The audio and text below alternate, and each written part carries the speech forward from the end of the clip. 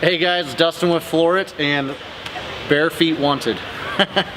We want you guys to actually come and experience some heated floor systems. I just want to talk to you guys a little bit about that today because it is definitely a trend in the market, especially with the tile industry, to do again a bathroom or a kitchen or a whole house.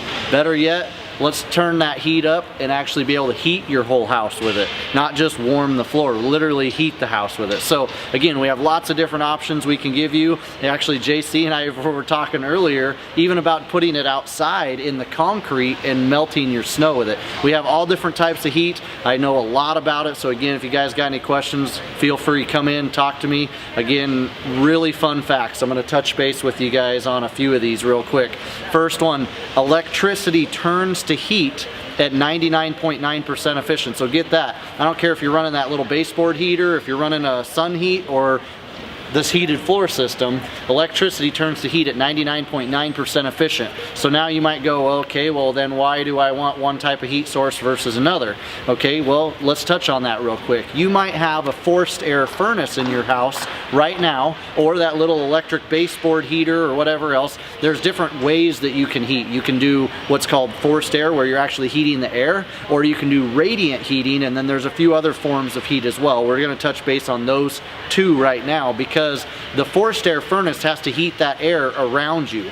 So what's crazy about that, if you've ever walked into a shop or anywhere that has radiant heat, you might notice it feels cool, but all of a sudden you get in like one little area and you feel warm. That's because that radiant heat heats the objects. It's not heating the air, it heats the objects directly. And what you're gonna find is electric radiant heated floors are that same way. They're heating you, the object, directly rather than heating the air around you. And what you're gonna find with that is you're gonna run your temperature lower than what you would normally run with your forced air furnace. So when you're doing a forced air furnace, you might find in Nebraska, at least I see an average, usually between 70 and 75 is where most people set their furnace.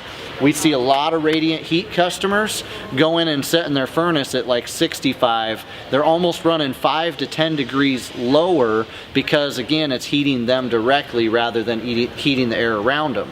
So what you're finding for efficiency is actually coming from running that temperature at a lower value rather than running at the higher value to heat the air around you. So again, really cool stuff. But I also want to touch with you guys on our most popular product, and that's called DetraHeat. So DetraHeat is a system, and that system actually incorporates a tile underlayment. So we're gonna put this down in place of cement board or anything else, and then we're gonna run the wires inside of it. And what's really cool about that, guys, is this is how that was designed. It was designed to be able to run the wires. It was designed to be able to handle the extra expansion and contraction caused by the heat, because the heat, of course, is gonna cause more movement in the floor, right?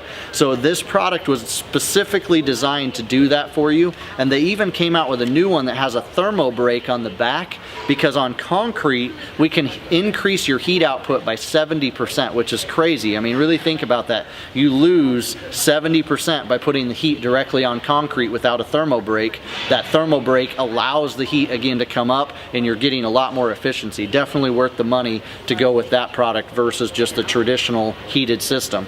But so again, you're gonna run these cables back and forth through the entire floor.